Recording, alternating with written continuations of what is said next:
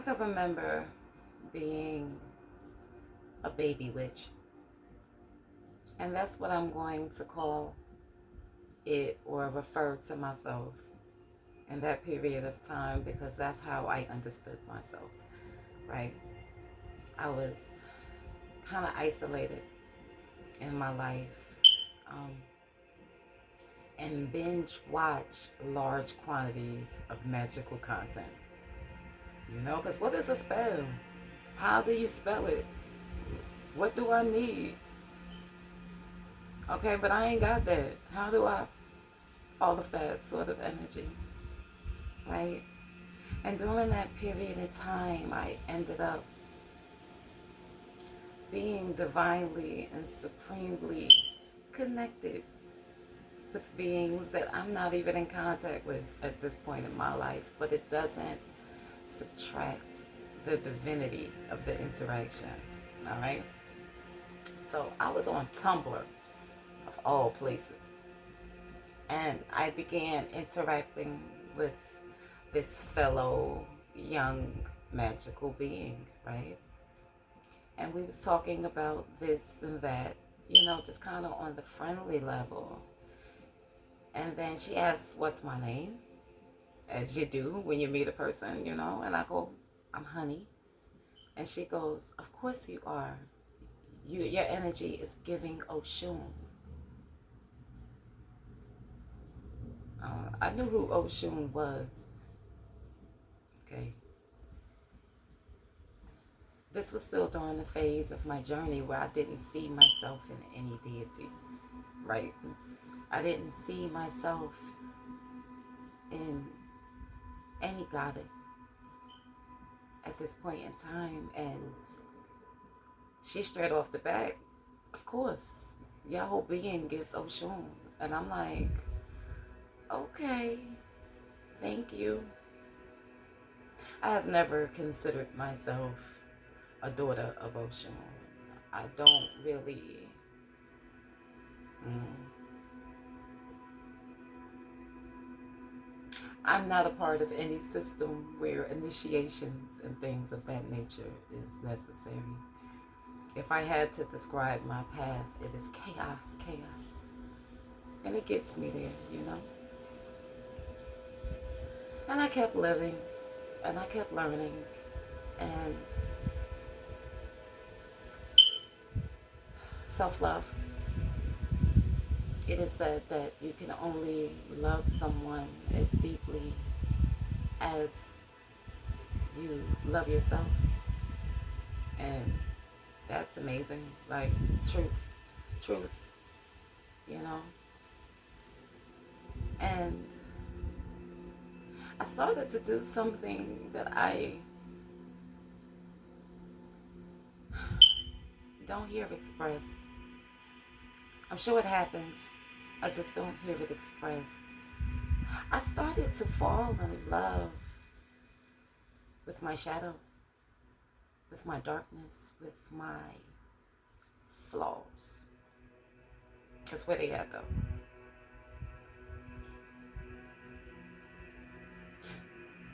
I can remember being a young girl and having taken part in puppy love, I guess is what you would call it. And at the time, it feels like you could not possibly love anyone more than you love. And then you break up, right? And then you get a new boyfriend, right? And then you're like, oh my God, no, I love this one more than the last one. And that was an ongoing experience for me. And I think that's natural and a part of the course, I guess. But strange child that I was, I observed this about me. That just when I think I found the bottom of my capacity to love, nope, I can I can outdo that. I can go a little harder. I don't take part in a whole lot of spiritual, occultic media at this point in my life. Um, but I can remember Brother Panic saying something, and I liked it. He says all this Oshun shit, daughter Oshun. That you missing the point. You're not supposed to be the daughter of anything. You were supposed to be the embodiment of that. You were supposed to be that, right? And he like, and all these 3 billion damn Oshuns I've met, I've never met Oshun of the gutter. I've never met Oshun of the sewer. I like that. I like that. Oshun of the mud puddle. Oshun of the sewer water.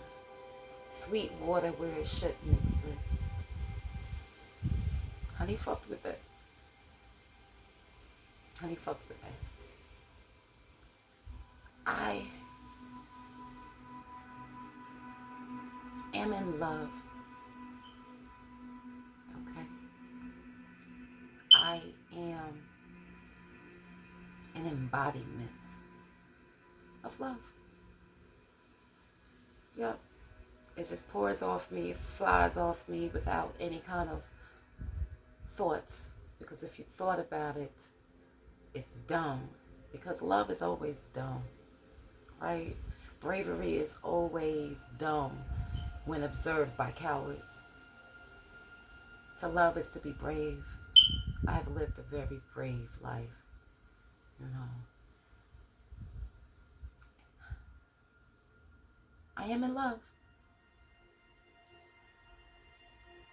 I have been in love for the last 6 years.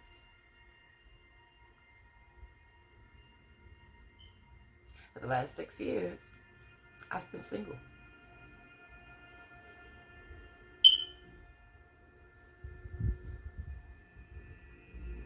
Going out on a date with a person hits so different when you're not looking for them to fill this space, to play this role, to fill this gap. There's no gaps. There's no spaces. I can just enjoy you. Or not. Usually not. Usually not. Because let's go back to what I said towards the top of the video. You can only be loved as deeply as the person has met themselves, or you can only be met as deeply as a person has met themselves, or a person can only give you the amount of love that you're capable of giving. And myself, like everyone else in this realm, I have doubted my capacity to love, or whether or not love would manifest in a relationship or in a physical way. But there's not a large part of the population that has met themselves as deeply as I have met myself. And I'm going to explain. Okay? No ego is intended when I'm saying what I'm saying. Simple, plain metaphysics. Okay? Like I've said in other videos, every chakra has every chakra. Meaning, you can love someone from your root. And most people do. Okay? You can love someone from your sacral. Okay? They inspire you. You want to create with them. And that's pretty common. You love from your solar plexus. You love them so much that you do acts of love. Also, very common. You want to love someone from your heart chakra with empathy and compassion. Now we're getting into the realm of rarity. You want to do nothing but speak love into them. Oh, that's a little bit rarer. You see nothing but love in them. Oh. And now you have achieved this crown, this royal ass love, this love that is unconditional. Sadhguru, the guru, I guess, said that love is free of opinions. That if you truly love someone, you have no opinions about them because there's nothing to have an opinion about. This love is acceptance. This love is unconditional. Self-proclaimed Oshun of the sewer. Yeah, I'm a Ninja Turtle with it. Let's go. Let's go. Let's go, honey. Let's go. I have no conditions, okay, when it comes to my love. I don't need you to do anything. But just because you desire me doesn't qualify you. Because a relationship is supposed to be a mirror. I'm supposed to see myself. And yes, I do see myself in everyone.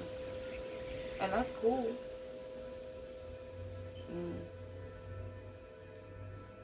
But it's like being in a fun house with the mirrors. And yeah, your reflection in every last single one of them is absolutely you. Absolutely. That's what you look like today from some perspective. You know what I'm saying? But it doesn't make a true reflection. And I can wait for the true reflection. Like, I ain't got nothing else to do. I'm just out here living, chilling. You know? I find that my suitors be quite passionate and relentless in their pursuit of me. And I am very quick to remind them that it is not me that you are pursuing, it is only yourself. And the simple fact that they don't know that disqualifies them from being in the space they so passionately seem to want to be in. And yes, I feel as exhausted by it as I just looked at child, because child, leave me alone. Because I'm in love. Helplessly, relentlessly, unconditionally. And I don't need help. I don't need help. I find that my suitors kind of fall more into the space of children, pupils, patience. And they are not equipped to withstand the God level of chaos that is me.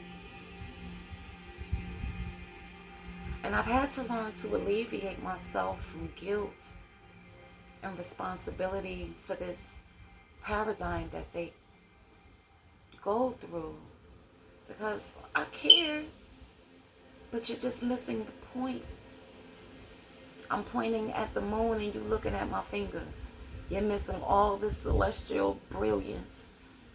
That's a Bruce Lee quote, by the way. I'm feeling Bruce Lee right now in my yellow. And if you don't know what I'm referring to, turn my video off. Leave me alone. Hello, L. No, it becomes inappropriate because look, I love with all of my chakras. And because I love with all of my chakras, I don't really need you to do anything other than be capable of reciprocity. Unrequited love is a bad religion, and I have put down structured religion a very long time ago. Meaning, you can love someone with all of your all, and probably you do, and you should. But unless they have love receptors, unless they can energetically receive it, you're pouring water into a bucket with a hole in it. And there's nothing wrong with giving the thirsty a drink, but don't ever expect that they can do the same. And out here in this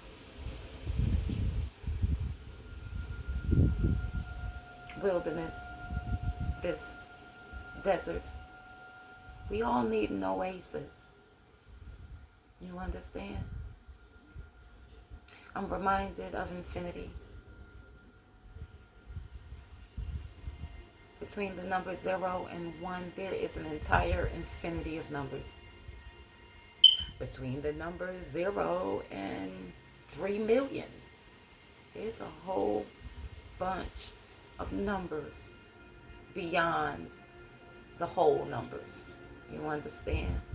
Not all infinities are equal, but they're all infinity, and they're all finite and infinite.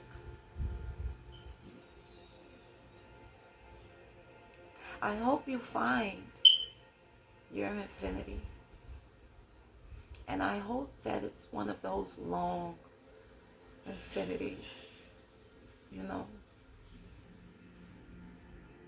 And I hope when you find it for the very first time, you were looking at your beautiful eyes in the mirror.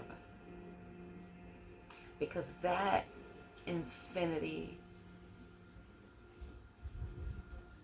is infinite and boundless and powerful and vulnerable.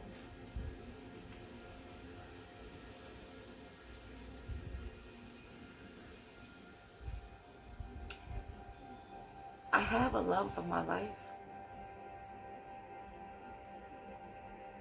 I have a soulmate. Probably several, but one. I have one. And you know how the world will teach you that in order to be in a happy relationship, you require, you need, you know. What I've learned from that relationship is that I don't need shit from you. The fuck? Down to the point that I damn near don't care how you feel about me. That's not my problem. That's none of my business. I don't care.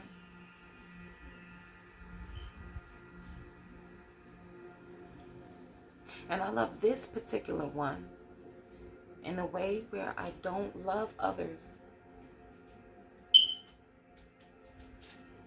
But the way I love that one teaches me how to fall in love with me, how to be in love with me, how to be content being in love with me.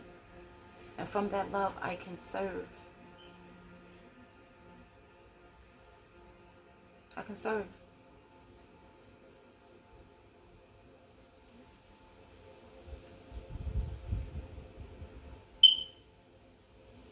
I realize that I am capable of being in a happy, productive relationship with trillions of people. I'm cute and charming. I'm funny. Like, I'm adorable. It's cool, you know. Somebody will have me, surely, you know.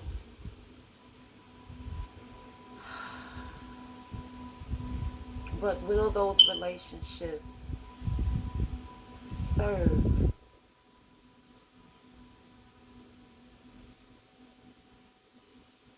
and serve as a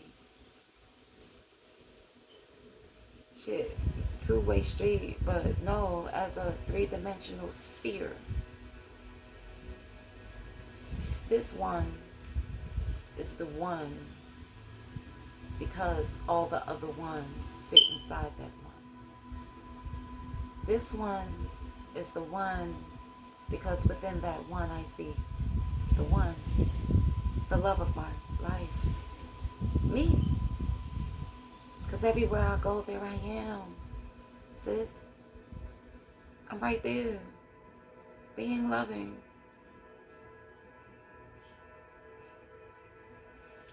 I'm wondering if I'm finished. I am not.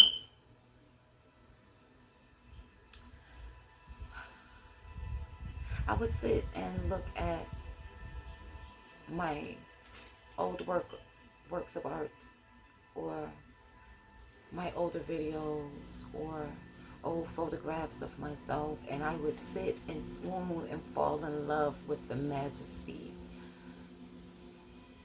of my love for God within me. Like the magic that you can only see when I'm speaking and moving and animated. I would watch myself and fall in love with the God within me. And one day, my masculine, my higher self,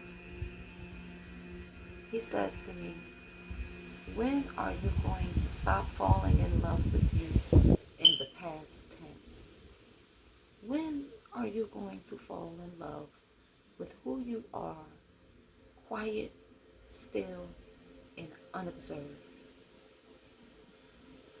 Yeah, I know. A doozy, right? And I do be loving him, but yeah. And that has been the goal. That has been the objective. That has been the religion. To love honey when honey's not even being honey, because honey is unobserved. Honey is nothing and no one.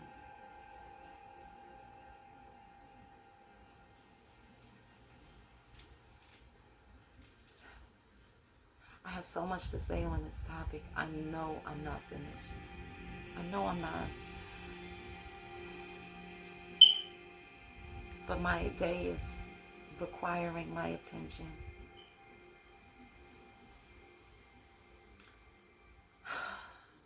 I am needed.